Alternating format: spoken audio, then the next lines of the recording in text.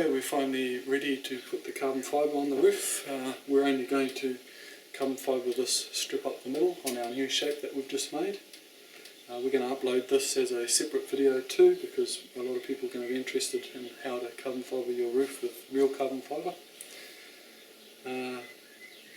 Like I said, we're only going to do this middle piece, but all the processes and steps that we use to lay down the carbon on this, you could use it to lay it over the entire roof.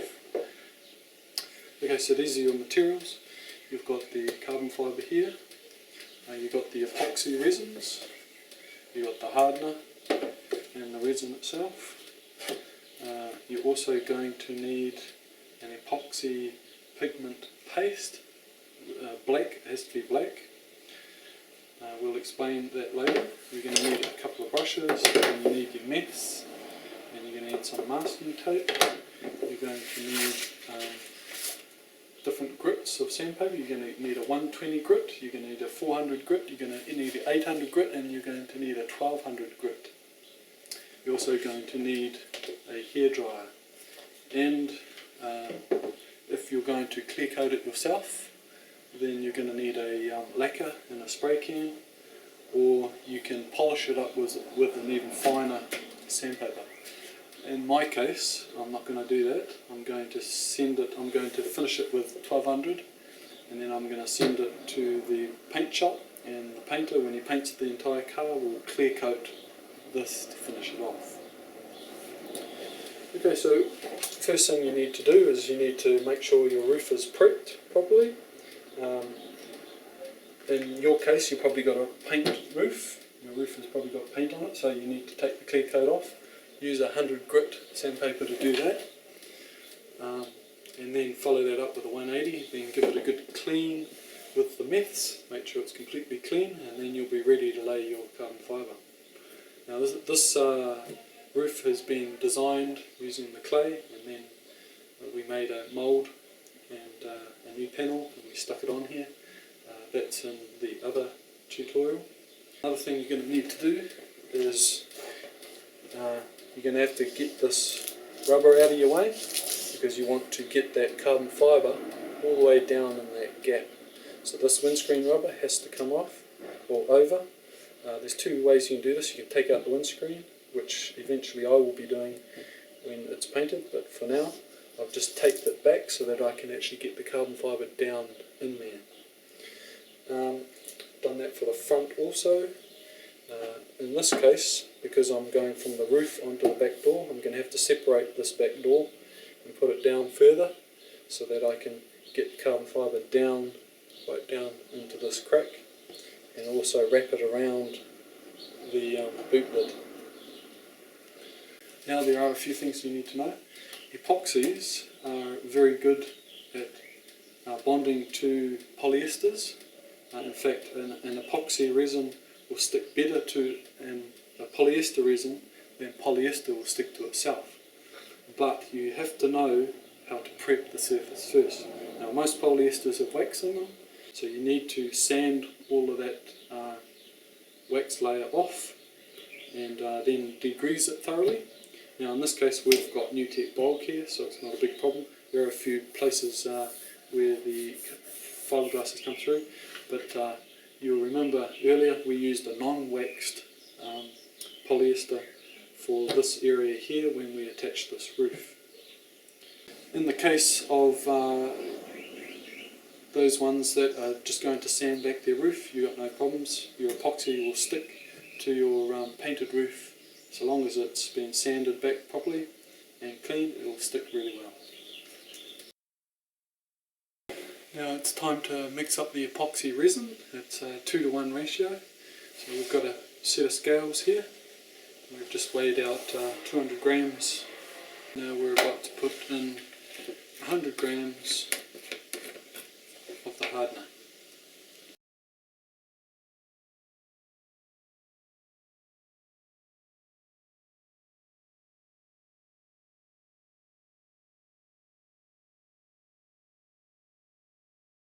Now it's very important that we put a black pigment through this, because this is our base coat. we're going to lay a base coat on here first. It has to be black so that no white or any other colour can show through our carbon fibre.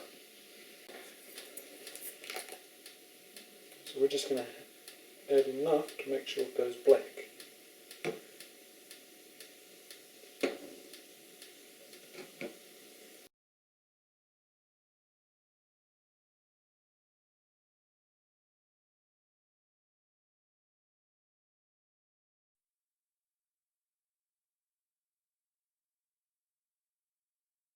Now that we've laid the base coat, the normal procedure is to let it go tacky, which is the stage it is now, and then you can lay your carbon like what we've done here. We've laid it, but for those at home, we're going to do it differently here, because the chances of laying your carbon down on a tacky surface like this and getting it right the first time, if you lack experience, is quite slim.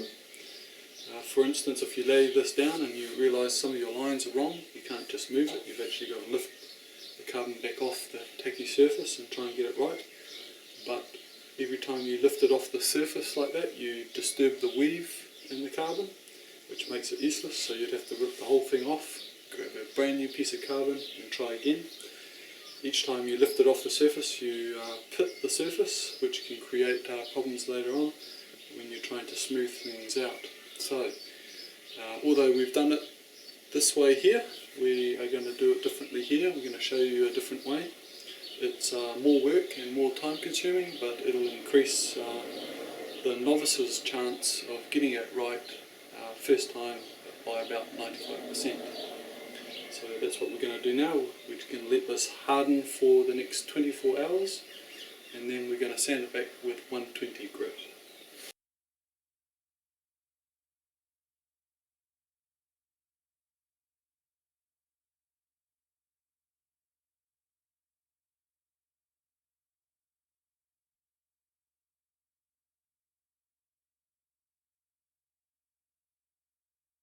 We've just finished wet sanding this with 120 grit. Epoxy is best wet sanded.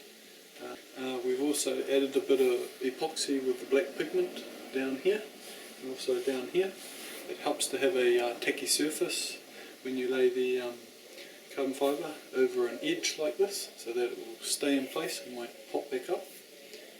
And so now we're going to cover this area with clear epoxy once these have gone tacky, and then we'll lay our carbon fibre. And doing it that way, we can, because the epoxy here hasn't gone off yet and it's still viscous, you can actually, if one of these lines are out of place, you can actually manipulate the carbon fibre material to get it all straight again. So here we are 3 hours later, and it has gone tacky, and we've taped one end of our carbon fibre to a roll to make sure it stays straight, and we've taped the other end to the windscreen, and that'll help us keep the weave completely straight as we roll it out. I'm actually going to get someone to help me take the other end and we can roll it.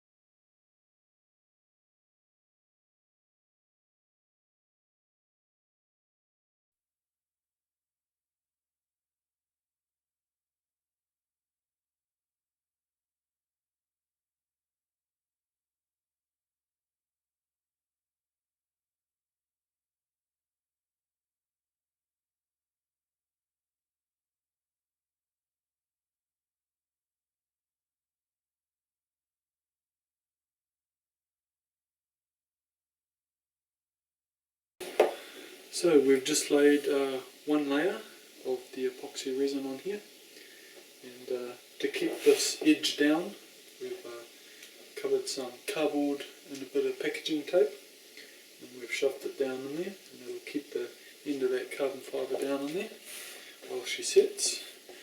You might notice a bit of a smoky look on your work. That's because you've moved your paintbrush over it too many times and you've trapped millions and millions of air bubbles, and although you can't see the air bubbles, you see a smoky look. Well, that's when you get your air gun or your hairdryer and you put it over that area, and what happens is when the air in the air bubble starts to heat up, it wants to expand and rise, and so it expands and rises and comes to the top and pops. And if you hold your hairdryer over those areas for long enough, all the smoky appearance will be gone, but it can take quite some time, 10-15 minutes in one area. Now I've got this absolutely perfect, all my lines are absolutely perfect, and probably about 90% of the air is gone out of this now, and so we'll let it set for 24 hours, and then we will sand it just a little bit with 120 grit, but it won't be a wet sand, it has to be a dry sand at this stage, because you can sand through to the carbon and you don't want to get that wet.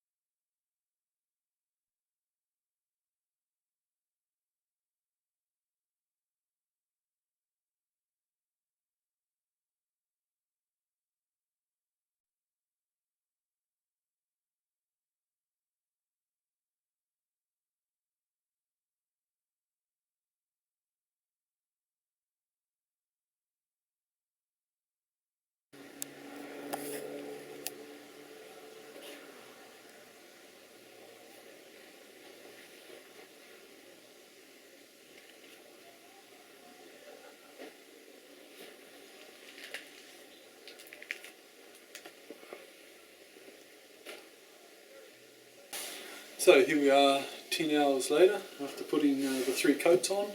Now it's not completely set, but it's touch dry of course, and it has gone hard, but it could do with another 10 hours before we start wet sanding it and going through the different grits. So since we've got to wait, we might as well start prepping these areas here for primer filler. So we'll use a 180 grit on here, and then we'll clean it with the meths, and then after that we'll put the primer filler on.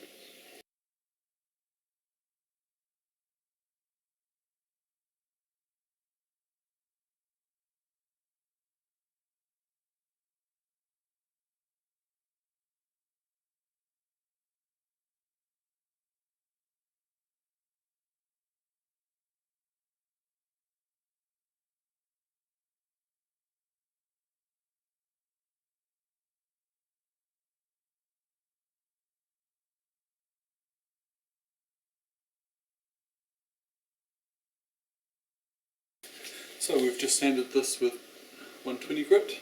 Next we'll sand it with 400, 800 and 1200.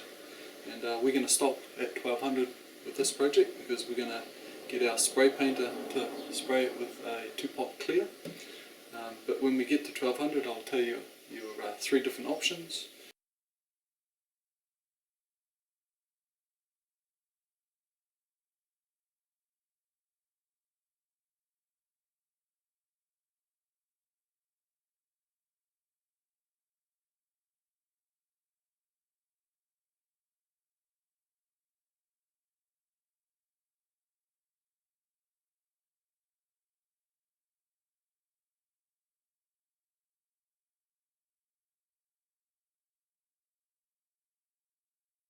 So we've now gone through all the grits, and we'll bring you down here so you can have a look. So this is what it looks like. It's got a very smoky appearance to it. But watch what happens when you put a bit of water on.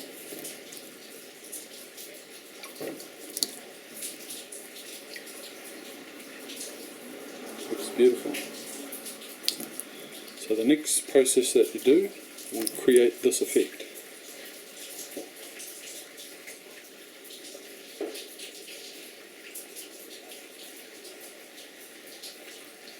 So you now have three options up your sleeve. The first option is you can buy a polishing compound and you can polish this to a high gloss. Your second option is to buy a lacquer in a can, a clear lacquer, and spray that on and it will look like a clear coat over the top. And your third option is to take it to a painter who can paint on a two-pot clear coat, which is the same clear coat that goes on the rest of your car, and that's the option that I'm choosing because it's a much more longer lasting job. It'll last about 20 years and we're painting the whole car anyway, so it just makes sense. But I would like to protect this in the meantime. I'd also like to be able to show you what it looks like with the clear coat on.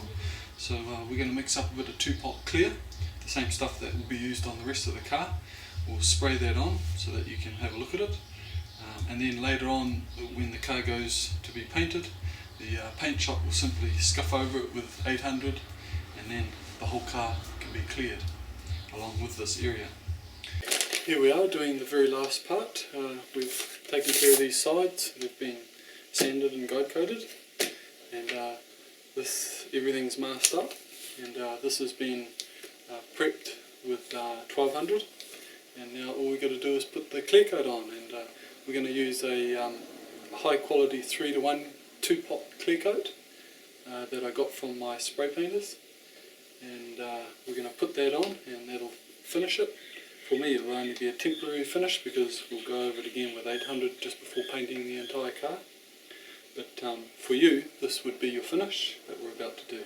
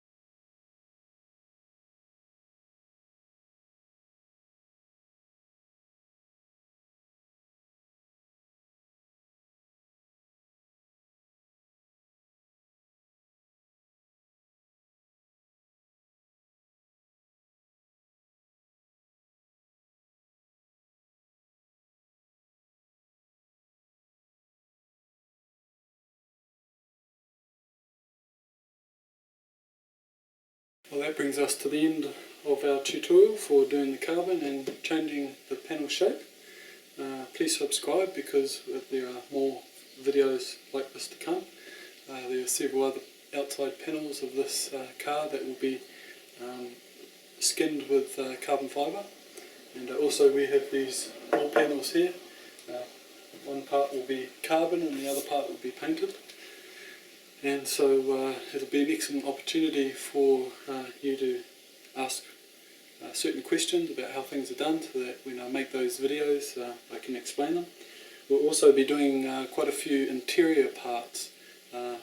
The entire dash of this car will be carbon fibred, skin wrapped, and with real carbon of course, and other interior parts will also be done, parts of the sound system, etc.